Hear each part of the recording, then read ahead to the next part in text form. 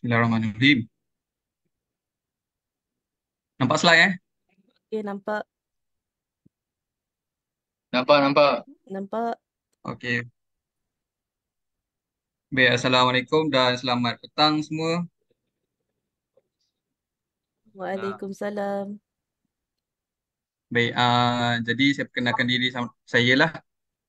Saya Muhammad Hilmi bin Abdul Halim. Jadi boleh panggil Cik Hilmi. Saya selesa panggil dengan nama macam tu.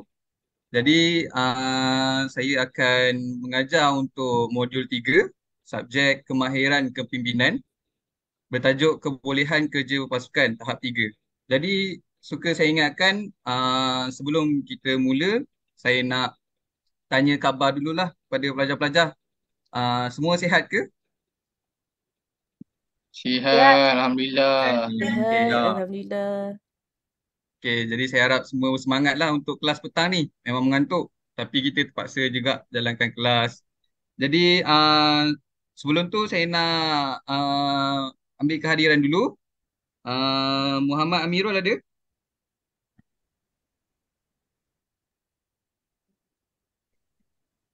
Ada eh? Okey, Muhammad Azwan ada? Azwan bin Muda tak ada. Okey. Oh ada. Okey. Wan Ahmad Hazim. Saya, Okey, baik. Nur Aisyah, Saya. Nur Hasli Zawanis ada? Saya Cik. Okey. Okey, baik. Nurul Anis. Saya Cik. Okey, baik. Jadi saya akan terangkanlah berkenaan dengan tajuk kita yang kita akan belajar pada hari ini. Baik, saya teruskan kepada tujuan. So, suka saya ingatkan kalau ada perkara yang kurang difahami, yang kurang jelas, yang ada persoalan, boleh terus angkat tangan dan bertanya kepada saya. Baik, untuk tujuan yang pertama yang kita nak fokuskan pada hari ini adalah kebolehan kerja berpasukan. Jadi, konsep dia hari ini, kelas ni adalah berkenaan dengan kita nak mengetahui kebolehan dalam kerja berpasukan tu macam mana. Ada dia punya elemen-elemen penting dia. Yang seterusnya adalah kerjasama berpasukan. Yang ketiga, kebolehan komunikasi. Dan yang keempat adalah program latihan dan pembangunan pekerja. Baik, jadi saya nak tanya, pernah ke dalam kalangan pelajar yang berpengalaman dalam menguruskan suatu kerja berpasukan ataupun mungkin sebelum ni ada pengalaman dalam uh, meeting ke macam mana? Ada tak? ada, tak pernah. Tak pernah eh. Jadi kelas ni adalah untuk awak lah. Saya akan terangkanlah bagaimana bentuknya komunikasi yang baik dalam suatu pasukan. Baik, untuk pengenalan. Pengenalannya adalah kebolehan kerja berpasukan adalah kerjasama ataupun menyelaras usaha bagi bekerja sebagai satu pasukan. Baik, apa kita nak menerapkan elemen kerjasama dan menyelaraskan usaha bagi melengkapkan suatu tugas dengan baik. Baik, terdapat 3 kriteria pasukan kerja yang terbaik seperti pengurusi yang bertanggungjawab, pelan kerja yang sistematik dan yang terakhir adalah komunikasi yang baik dapat diterapkan. Jadi, uh, sebelum kita nak membangunkan suatu pasukan tu, kita perlu mencari pengurus ataupun ketua leadership yang kita boleh percaya dia boleh memikul suatu tanggungjawab ataupun tugas dengan baik.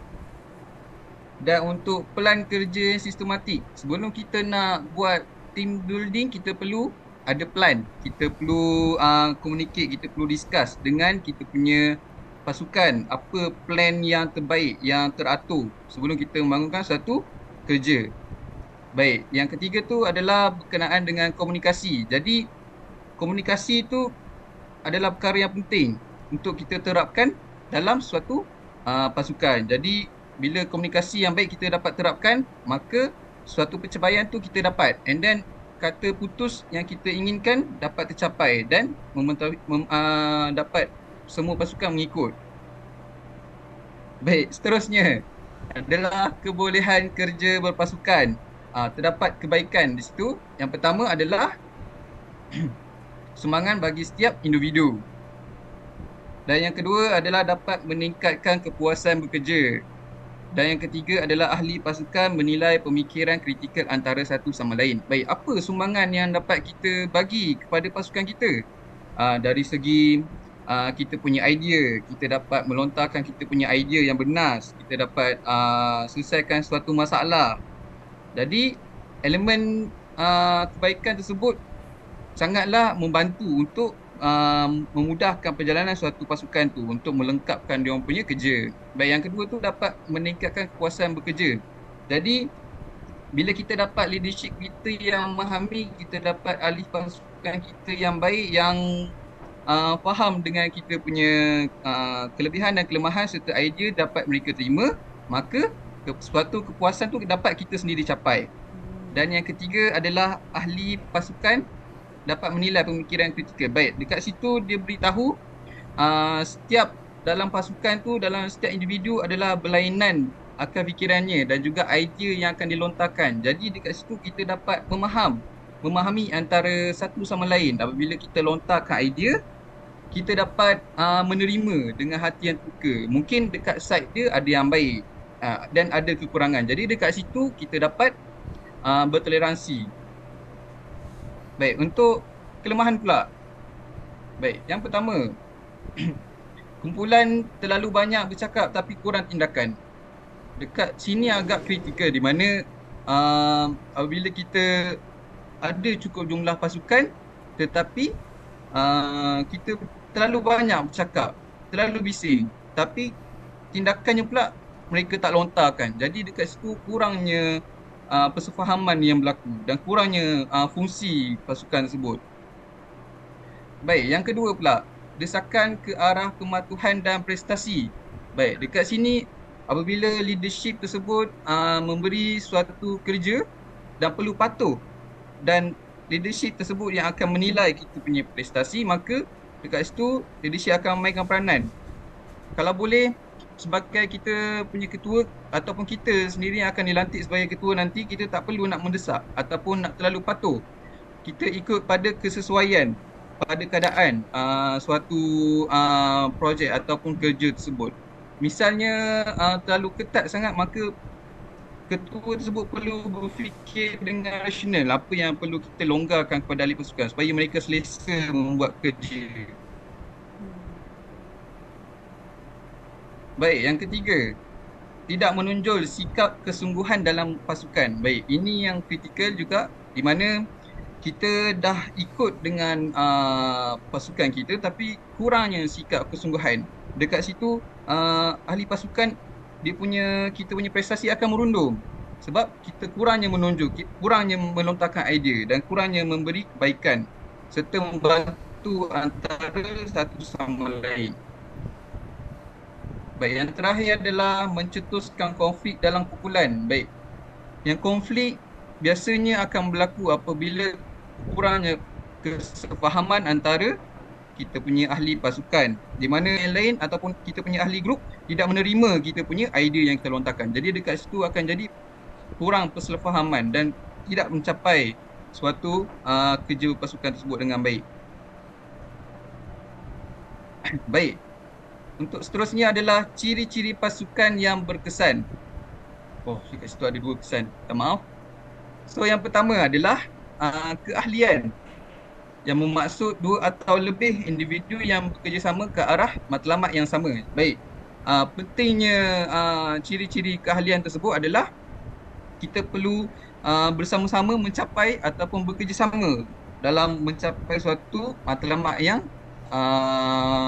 kita inginkan dalam pasukan tersebut.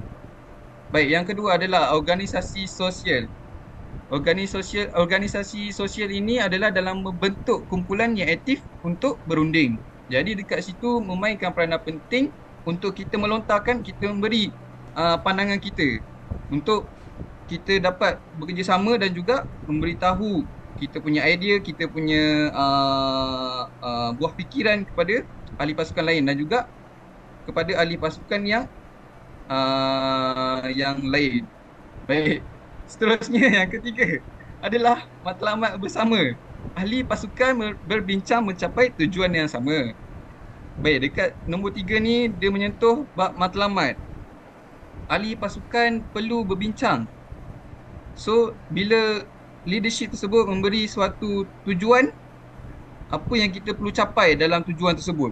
Misalnya, dalam tujuan tu kita perlu mencapai kesepakatan untuk membina projek. Jadi, kita perlu berbincang apa kelebihan, apa kelemahan, apa yang dapat projek tersebut bagi kepada kita, benefit dia, dan juga apa yang kita bagi pada orang lain. Jadi dekat situ amatlah penting. Dan yang terakhir adalah saling bergantung dalam kalangan ahli. Baik, dalam setiap ahli kita ada berbeza dia punya kelemahan dia dan juga dia punya kelebihan dia.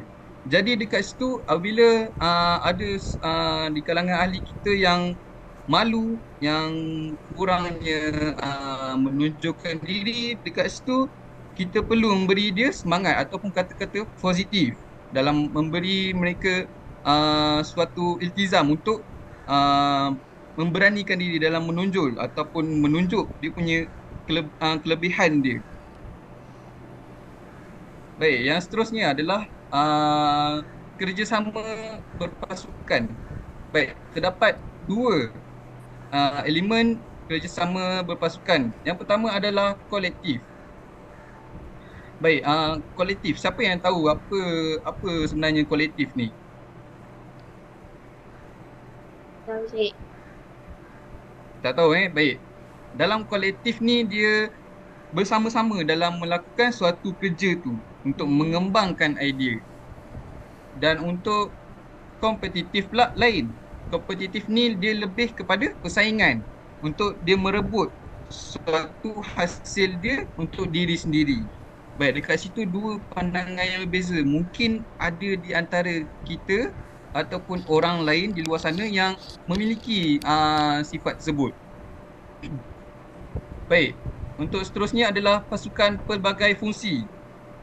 Jadi, apa yang dikatakan pasukan pelbagai fungsi ni? Yang pertama adalah satu pasukan yang mempunyai kepakaran yang berbeza bagi menyelesaikan tugas. Baik, macam saya cakap tadi, setiap orang akan ada berbezanya pendapat, berbezanya pandangan dan juga kelebihan dan kelemahan dia sendiri.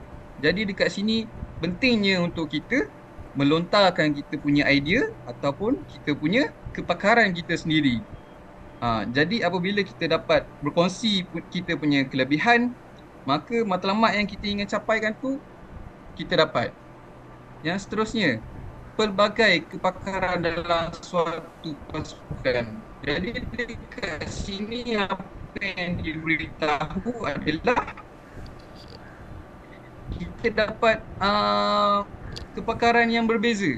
Jadi kita dapat menggabungkan dalam suatu kerja demi membangunkan suatu kepakaran tu ada berbeza. Dan nombor 2 ni adalah pelbagai kepakaran. Misalnya macam saya dari khusus kipalan. Ada juga dari khusus masakan, khusus IT. Jadi bila kita bergabung untuk melakukan satu kerja, maka akan memberi buah fikiran yang berbeza. Jadi dekat situ kepakaran tersebut amat penting untuk mencapai suatu projek ataupun produk. Baik. Untuk pasukan maya pula. Terdapat beberapa pasukan atau sekumpulan kecil menjalankan kerja menggunakan peralatan komunikasi elektronik tanpa urusan bersemuka. Baik, dekat sini apa yang diberitahu macam situasi kita sekarang. Kita mengadakan kelas secara online. Jadi kita melakukan ataupun melalui komunikasi secara dalam talian tanpa melakukan bersemuka. Baik, dekat situ ada dia punya pros and cons dia juga, di mana bila kita melakukan urusan secara maya, kita punya limit terbatas. Kita tak boleh nak berkomunikasi secara bersemuka. Jadi ada limit dia dekat situ. Jadi dekat sini saya nak bertanyakan soalan secara random kepada siapa yang boleh menjawab soalan tersebut. Jadi saya bagi masa 2 minit saja untuk salah seorang daripada kita terangkan apa perbezaan antara kolektif dan kompetitif.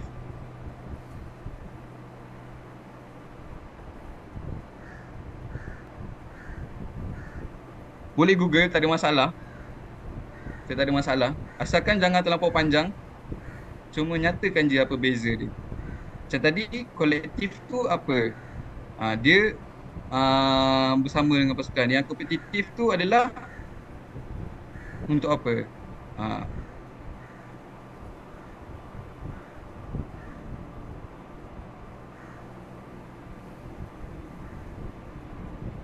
Okey, baik dah.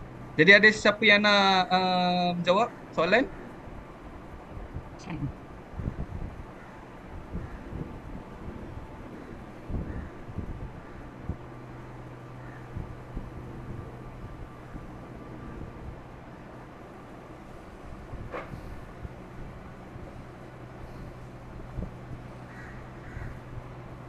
Saya cik, Okey, boleh. Jawab je, tak ada. untuk kompetitif ni maksudnya saya bagi contoh boleh? Boleh, tak ada masalah. Okey, kompetitif ni macam kalau kita menduduki peperiksaan, kita bersaing dengan orang untuk mendapatkan tempat pertama. Lagi Betul. satu apa Okey. tu?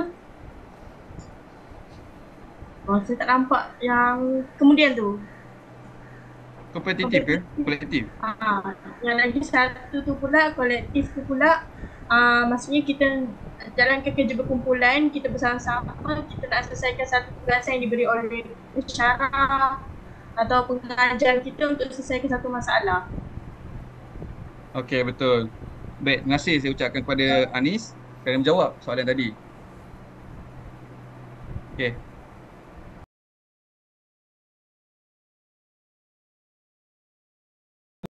Boleh lagi ke kita teruskan?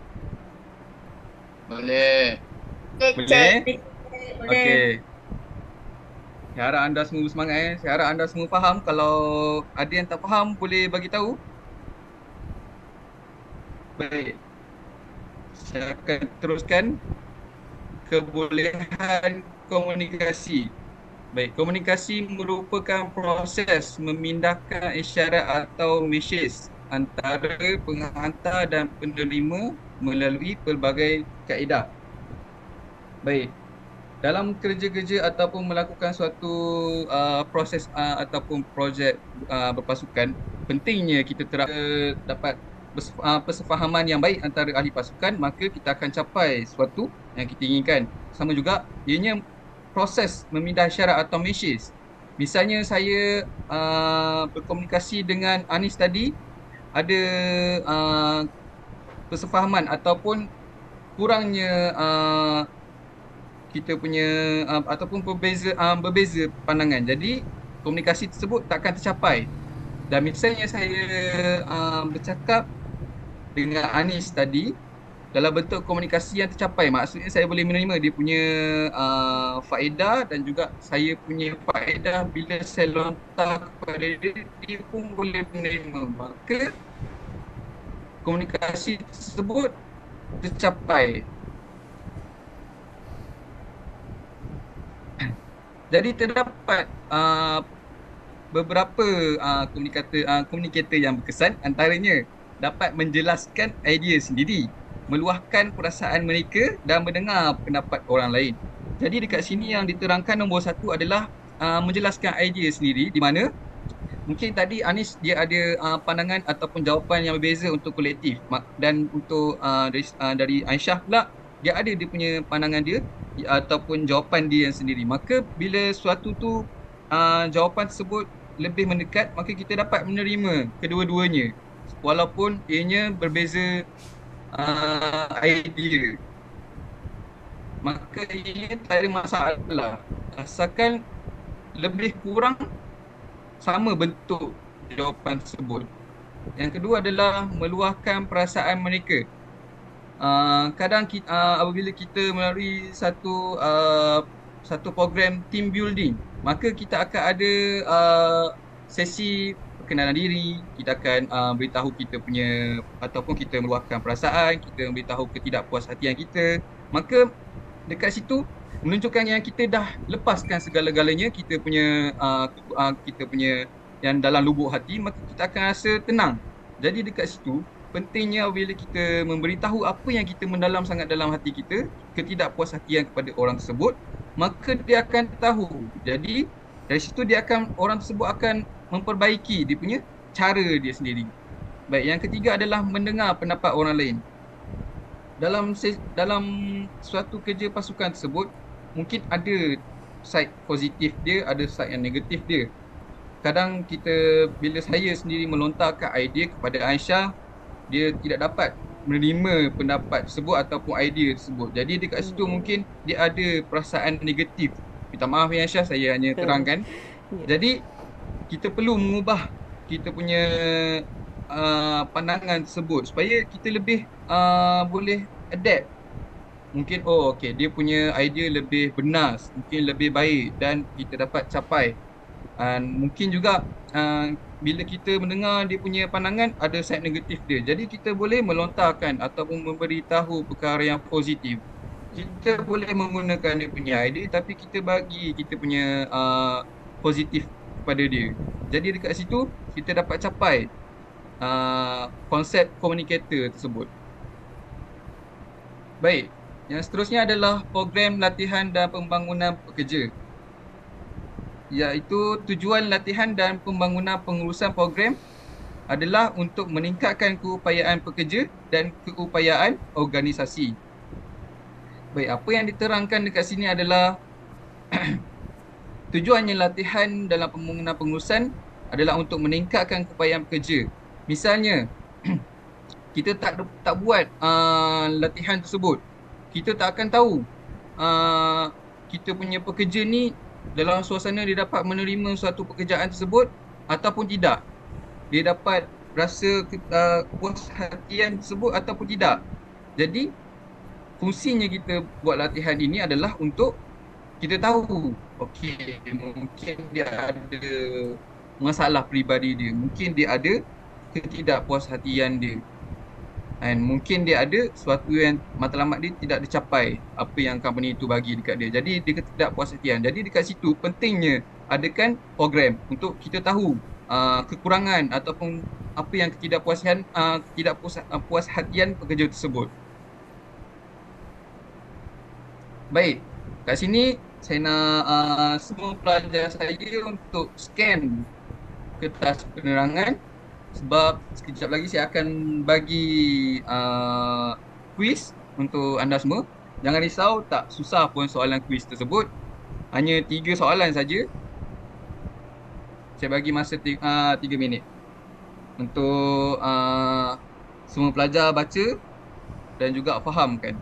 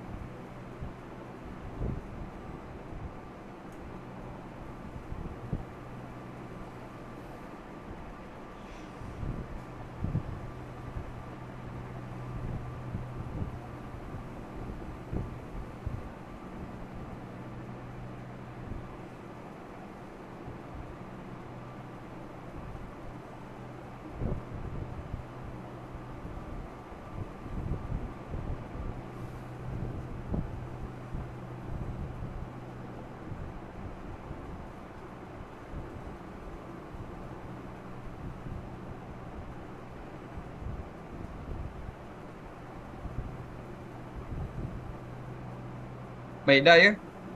Saya akan teruskan. Boleh? Boleh, Cik. Baik, ini adalah kertas tugasan pula. Jadi semua pelajar diminta untuk scan kertas tugasan tersebut sebab ianya adalah untuk pelajar menjawab selepas apa yang saya bentangkan tadi. Kira kertas tugasan ni adalah untuk latihan pelajar lah. Jadi untuk tarikh menghantarnya 7 hari bulan 8 2023 pada minggu hadapan. Jadi saya harap semua pelajar bagi kepada saya lah dalam tempoh tersebut.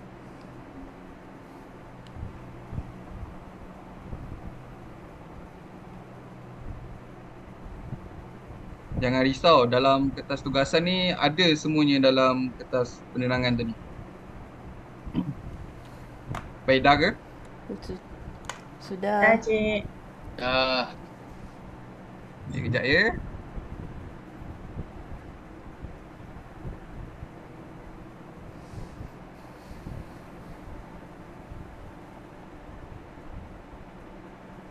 Saya akan bagi quizzes sekejap ya.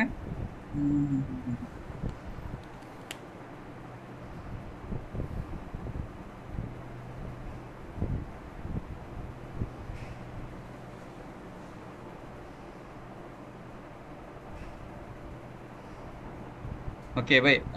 Saya minta semua untuk scan QR untuk quizzes ni.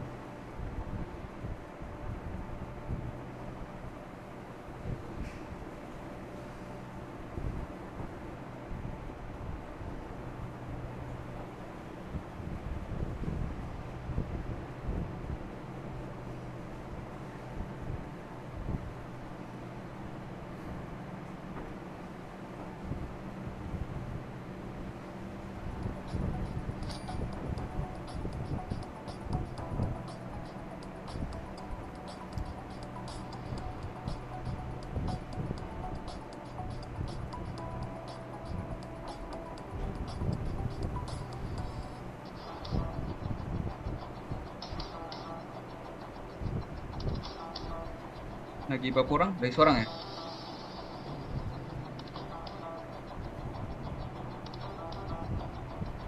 Okay, dah eh?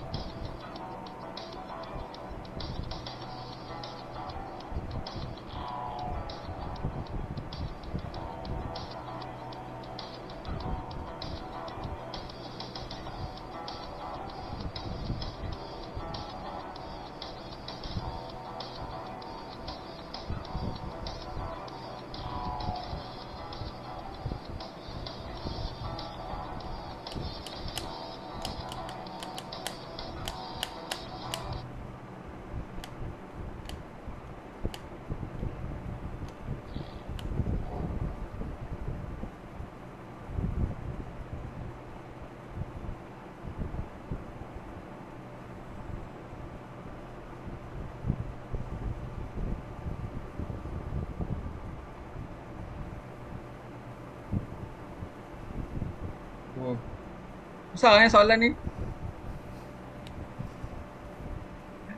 Tapi tak apa. Jadi kita tengok siapa yang dapat nombor 1. Okay, saya nak ucapkan terima kasih dan tahniah kepada Amirul. Tempat nombor 1, tempat nombor 2 Anis. Dan tempat yang nombor 3 adalah Aisyah. Tahniah kerana menjawab dan juga yang lain. Tahniah juga kerana menjawab dan terima kasih.